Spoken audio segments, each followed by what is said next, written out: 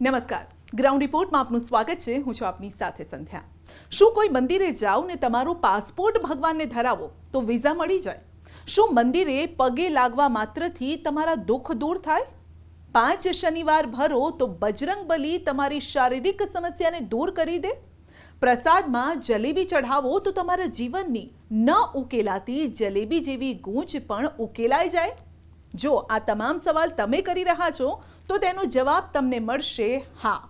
દાદાનો દરબાર જ એટલો પવિત્ર છે કે ભક્તો ગમે તેવી પરેશાની લઈને આવે છે, પરંતુ દાદા તેને છૂમંતર કરી દે છે। તો ક્યાં આવેલો છે આ દરબાર? ચાલો અમે આપને લઈ જઈએ।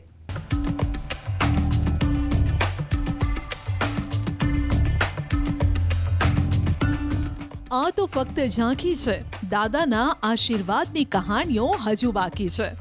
એક એવું મંદિર જ્યાં પગ મૂકતા જ તમને ચમત્કારનો અનુભવ થાય, દાદા હાજરા હજૂર હોવાની અનુભૂતિ થાય। 4 દિવાલવાળું અનોખું મંદિર, છત નથી છતાં ભક્તોને છાંયો આપે છે દાદા। વિઝાની માનતા લઈને આવે છે શ્રદ્ધાળુઓ। જલેબીવાળા હનુમાન તરીકે છે પ્રખ્યાત। સુરતના માંગરોળ ગામની સીમમાં બિરાજ્યા છે જલેબીવાળા હનુમાન। મંદિરની વિશેષતા એક નહીં પરંતુ અનેક છે। અહીં દક્ષિણામુખી હનુમાનજી બિરાજમાન છે। આ મંદિરની છત નથી, પરંતુ હનુમાનજી બેલીપત્ર અને લીમડાના છાંયડામાં આસન જમાવીને બેઠા છે। ગાયકવાડ શાસનમાં માંગરોળ ગામને વાંધરી માંગરોળથી ઓળખાતું હતું, જે હાલ મોટા મિયા માંગરોળ તરીકે પણ ઓળખાય છે। જો કે મંદિરની ખ્યાતિ અને પરચા વધતા હવે લોકોના મુખે જલેબી હનુમાનનું નામ ફરતું થઈ ગયું છે। દર્શન માટે લોકો અહીં લાંબી લાઈન લગાવે છે। તેના પરથી જ અંદાજો લગાવી શકો છો કે દાદાનું સત કેટલું છે। શનિવારે દાદાના મંદિરે ભક્તોનો મેળો જામે છે। દાદાના મંદિરે સવારથી જ મોટી સંખ્યામાં ભક્તો લાઈન લગાવીને ઊભા રહે છે। કેટલાક લોકો પદયાત્રા કરીને દાદાના દર્શન કરવા આવે છે, તો કેટલાક એક પગે ઊભા રહીને અઘોર તપસ્યા કરે છે, તો કોઈ કલાકો સુધી લાઈનમાં ઊભા રહી દાદાના દર્શનની વાટ જુએ છે। દુખિયાઓ લગાવે છે દાદાના દરબારમાં અરજી। પાસપોર્ટ લઈને પહોંચી જાઓ, જેના પાસપોર્ટ પર લાગે દાદાનું તિલક તેના અમેરિકાના વિઝા પાક્કા।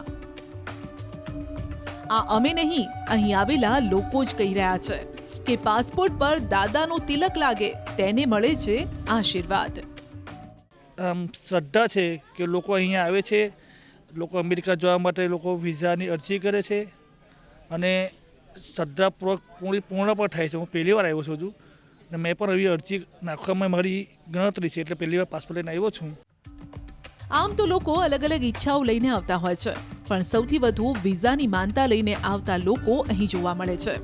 લોકોના હાથમાં 1-2 નહીં 5-5 પાસપોર્ટ હોય છે, જે આખા પરિવારની અરજી લગાવતા હોય છે।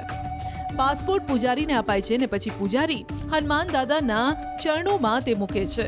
ત્યારબાદ સિંદૂરથી પાસપોર્ટ પર તિલક લગાવે છે।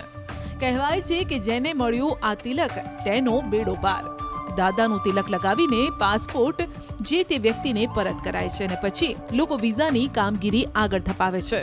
જો કે 100% ફળ મળ્યું હોય તેવા દાખલા અમને અહીં જોવા મળ્યા। મેં વિદેશ માટે અપ્લાય કર્યું હતું। મેં સાંભળ્યું હતું કે અહીંયા બધી ગૂંચવાયેલી ગૂંચ નીકળી જાય છે, એટલે જલેબી હનુમાન નામ આપેલું હતું। હું પાસપોર્ટ લઈને આવ્યો હતો, જરાયું અને મારું અઠવાડિયાની અંદર મને રિઝલ્ટ મળી ગયું છે, અને આગળના અપડેટ માટે ફરીથી હું પાછો આવ્યો છું કે મારું પાછું આગળનું અટકેલું નીકળી જાય। એવા પણ ભક્તો અમને મળ્યા કે જેમણે દાદાના આશીર્વાદ મળતા અમેરિકામાં તેઓ સ્થાયી થયા, પણ જ્યારે તેઓ ગુજરાત આવે છે ત્યારે દાદાના દર્શન કરવાનું ચૂકતા નથી। અહીંયા હનુમાનજી દાદાના દર્શન કરવા માટે આવીએ છીએ। અમારી મનોકામના પૂર્ણ થાય છે। અમેરિકાથી જઈને પાછા પણ આવ્યા। જેટલી વખત આવીએ એટલી હનુમાનજી દાદાના દર્શન કરવા આવીએ છીએ। આ 4થી 5મી વખત અમે આવીએ છીએ। અને પહેલાં હું અમેરિકામાં રહેતી હતી. ત્યાર પછી મારી ફેમિલીના બધા મેમ્બર અમેરિકામાં જ છે અને અત્યારે અમે રિટાયર થઈને આવ્યા છે અને એ રીતે અમે અહીંયા રહીએ છીએ અને અમે બધી સુખ સંપત સારી રીતે અમારું બધું ફેમિલી બધા સુખી છે, શાંતિ છે અને હનુમાન દાદાનું કૃપા અમારા પર કાયમ વરસે છે. હનુમાન દાદાની આ મૂર્તિ જાગૃત અવસ્થામાં છે. કહેવાય છે કે દાદા પાસે જે માંગો તે મળે છે. આધિ વ્યાધિ ઉપાધિમાંથી દાદા તેમના ભક્તોને ઉગારે છે. પગમાં ફ્રેક્ચર થયેલું હતું ને ચાલવાનું બહુ તકલીફ થતી હતી, પણ અહીં મંદિર આવ્યા પછી કમ્પ્લીટ થઈ ગયું. શું બાધા રાખી હતી તમે? જલેબી હનુમાનજી મંદિરની અને 5 શનિવાર ભરવાની. અમારે ઘરના કામો થયા છે, ધંધાના કામો થયા છે, સામાજિક કામો થયા છે અને કામો એટલા ફાસ્ટ થયા છે કે મારે દાદાને હું કોઈ દિવસ લાઈન તોડીને જઈ નહીં શકતો અને મારું ડેલી આવવાનું છે.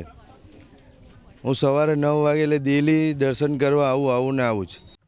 કોઈ તેમના સંતાનના લગ્નની મન્નત લઈને આવ્યું છે, તો કોઈ શારીરિક પીડાથી રેબાતું, તો કોઈ લગ્નમાં વિઘ્નના પ્રશ્નને લઈને દાદા પાસે હાજરી લગાવવા આવ્યું છે. પણ કહેવાય છે ને કે મનમાં સાચી શ્રદ્ધા હોય તો કેમ ન પૂરી થાય. પેપરમાં વાંચ્યું અને ફેસબુકમાં વાંચ્યું કે ત્યાં જાઓ છો તો સૌની મનોકામના પૂરી થાય છે. એના લીધે અમે પણ અહીંયા 2-3 શનિવારથી આવીએ છીએ.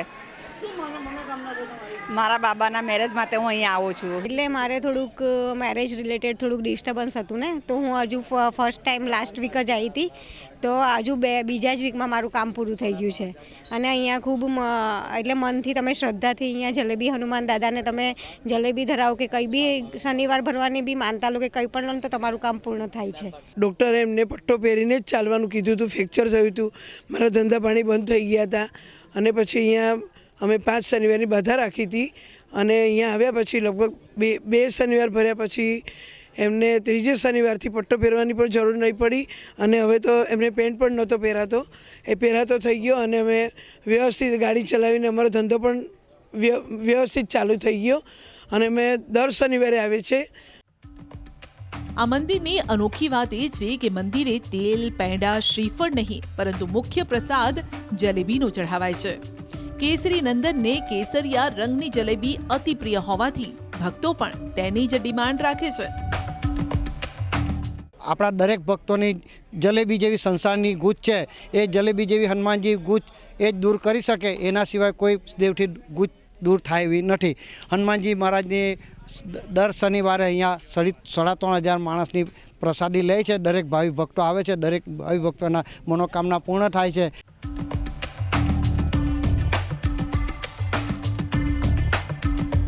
કારણ કે દાદા લોકોના જીવનમાં જે પણ મુશ્કેલીઓ છે, જે ગૂંચ છે તેને ઉકેલે છે.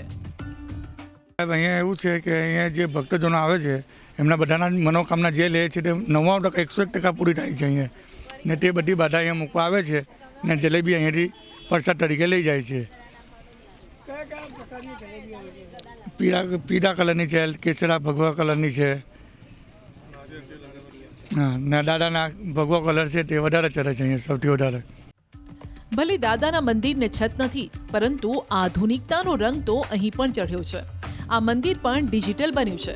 જે દાદાના પ્રતાપે લોકો વિદેશમાં પહોંચ્યા છે તેઓ દાદાના દર્શન કરી શકે તે માટે QR કોડ પણ રાખવામાં આવ્યો છે, જેને સ્કેન કરતા જ લોકો ગમે ત્યાંથી લાઈવ દર્શનનો લાહવો મેળવી શકે છે.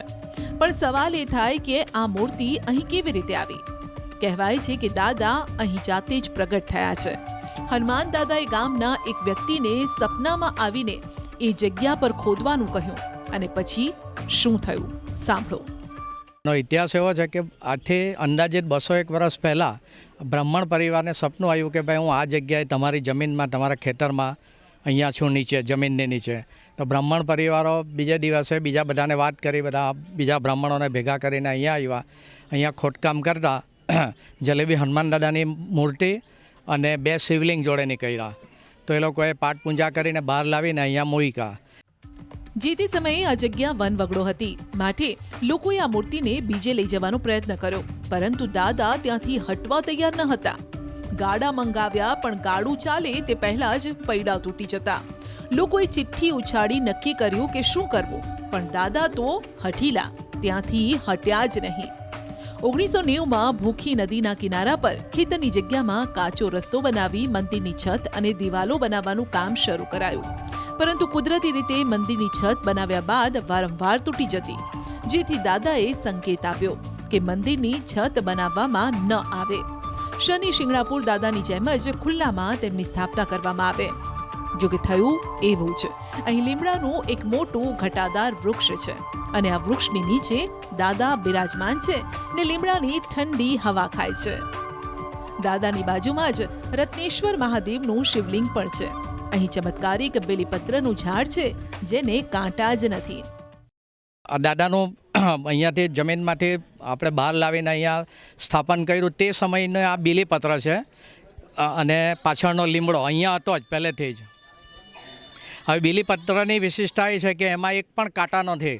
બાકી દરેક તમે બીલીપત્ર જો તો એમાં કાંટા આવે. એટલે આ બીલીપત્ર શંકર ભગવાન રટેશ્વર મહાદેવ દાદાનું છત છે અને જટા છે, અને લીમડો જલેબી હનુમાન દાદાની જટા છે. આમ આજુબાજુના તેમજ બહારના રાજ્યોના પણ ભક્તો દર્શન કરવા અહીં આવતા હોય છે. જલેબીવાળા હનુમાનના દર શનિવારે 15,000 જેટલા ભક્તો દર્શન કરે છે. શનિવારે મંદિર તરફથી ખાસ ભંડારો રખાય છે અને પાક્કું ભોજન કરાવાય છે. કહેવાય છે કે ગમે તેટલી ભીડ કેમ ન થાય, પણ દાદાનો પ્રસાદ ક્યારેય ખૂટતો નથી. અહીં દાળ, ભાત, શાક, પૂરી, ખમણ, મીઠાઈનું પાક્કું ભોજન કરાવાય છે. ભંડારા માટે લોકો પાસેથી રૂપિયા પણ નથી લેવાતા. જો કોઈ 1 રૂપિયો પણ આપે તો પણ 3 થી 4,000 લોકોનો ભંડારો તેમાં કરાય છે. બાકીના પૈસા ક્યાંથી અને કોણ આપે છે તે કોઈને જ ખબર નથી હોતી. અહીંયા કોઈની પાસે એક પણ રૂપિયો હાથમાં કોઈ સ્લીપ અમે આપતા નથી, પૈસા લેતા નથી. ભંડારાનો ખર્ચો પણ અમે કોઈને કહે કે લાખ રૂપિયા, 50,000, 20,000, 10,000 કોઈ કરે. તમારી સ્વેચ્છાએ જે 1 રૂપિયો આપે તો 1 રૂપિયામાં અમે 3,500 માણસનો ભંડારો કરીએ છીએ અહીંયા. ભક્તો શ્રદ્ધાપૂર્વક 3, 5 કે 11 શનિવારની માનતા રાખતા હોય છે ને મનોવાંછિત ફળ મેળવે છે. ભક્તોની માનતા પૂર્ણ થતાં અહીં આવીને જલેબીનો પ્રસાદ ધરાવે છે. કેતન પટેલ, ન્યૂઝ 18 ગુજરાતી.